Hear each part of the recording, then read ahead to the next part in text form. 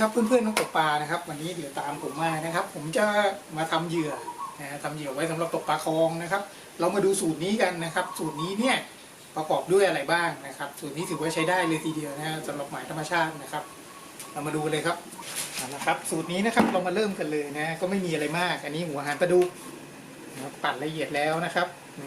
เดี๋ยวไปดูวิธีปั่นกันครับขั้นตอนแรกเรามาปั่นเจ้าหัวหางปลาดุกกันก่อนนะครับ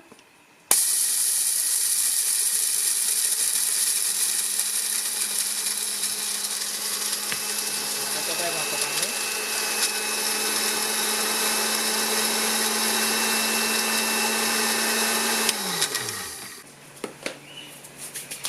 เอาละครับเรามาดูตัวต่อไปนะครับพระเอกเลยก็คือเหมยเขียวนะเหมยน่าจะเป็นนางเอกเนาะ เอาเป็นนางเอกแล้วกันนะครับ ตัวนี้เป็นนางเอกนะฮะส่วนพระเอกก็คือไข่เป็ดนะครับมี2 ฟองนะ2 ไข่นะฮะไข่2 ลูกเพราะฉะนั้นเป็นพระเอกแน่นอนนะจากนั้นลำครับลำผมใช้ลำธรรมดานี่ครับลำอะไรก็ได้นะลำก็หอมเนี่ยครับใช้ประมาณถุงครึ่งนะแล้วก็ขนมปังอะไรก็ได้เหมือนกันยี่ห้ออะไรก็ได้ครับไม่เกี่ยวนะฮะที่ยังไม่ได้ผสมอะไรนะครับไม่ใช่ว่าสูตรไทยคุ้งไปเขียวอะไรอันนั้นเป็นอีกสูตรหนึ่งนะฮะอันนี้สูตรนี้ใช้ขนมปังเปล่าๆครับเรามาเริ่มกันเลยครับ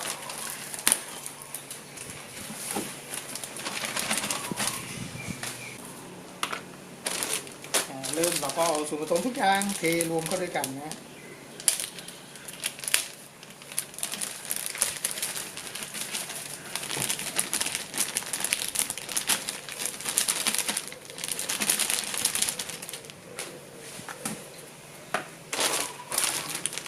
ขนมปัง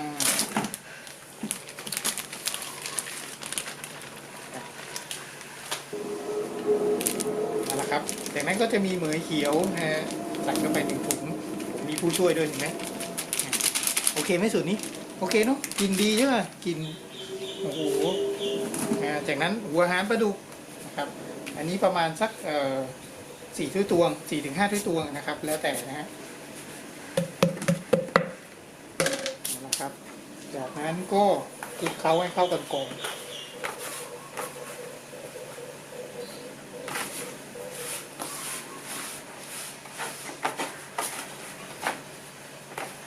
กลิ่นหอมขนาดแสบยังมาเลย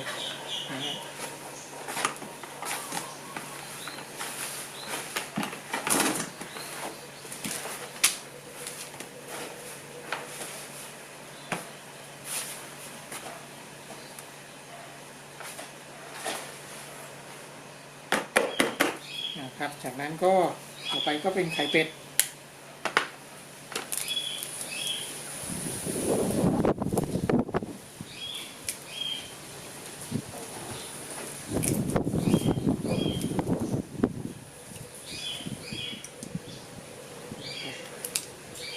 ถึงสีแล้วนึกถึงขนมต้มหยอดเลยนะครับ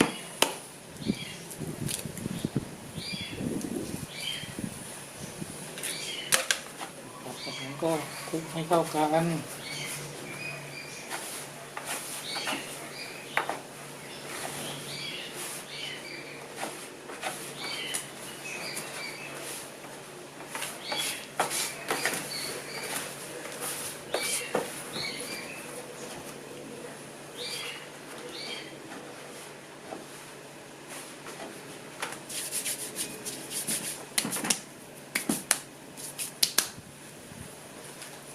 จากนั้นก็น้ำนะครับ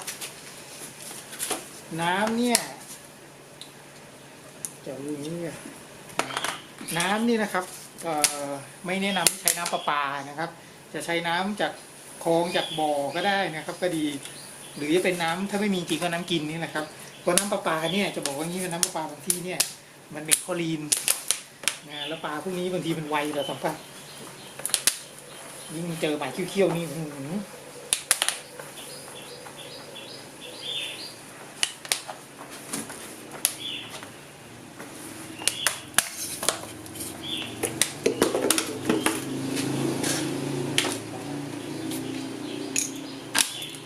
น้ำกินนี่แหละครับบางทีถ้าว่าผสมไว้ก่อนนะไม่ได้ลงหมายนะครับ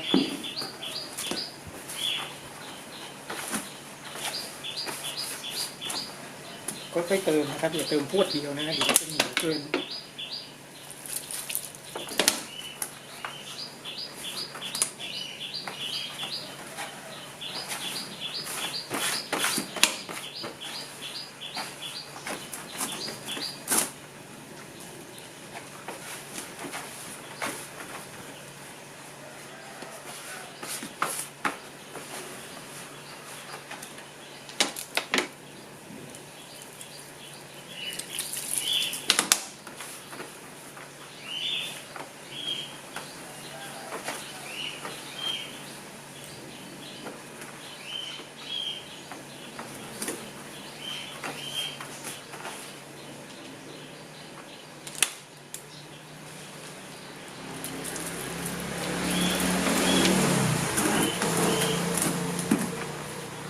เคล็ดลับอีกอย่างนะครับถ้าเป็นหมายนะเราต้องดูหมายด้วยนะครับถ้าหมายเป็น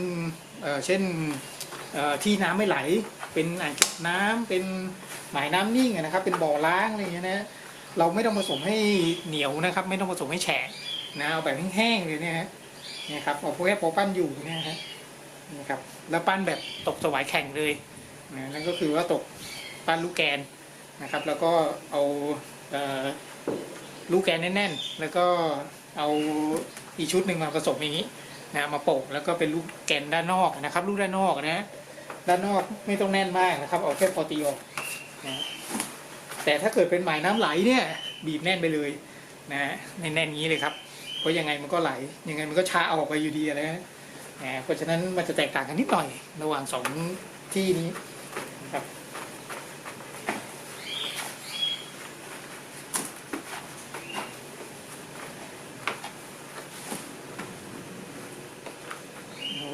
ผมผสมไว้ประมาณนี้ก่อนแล้วกันนะครับแล้วปิดท้ายอีกอย่างนะครับนมแมวแค่นี้ก่อนครับเดี๋ยวใส่เยอะนะใส่เยอะแทนที่จะกินไม่กินเลยนะครับหนีเลยฉุนมาก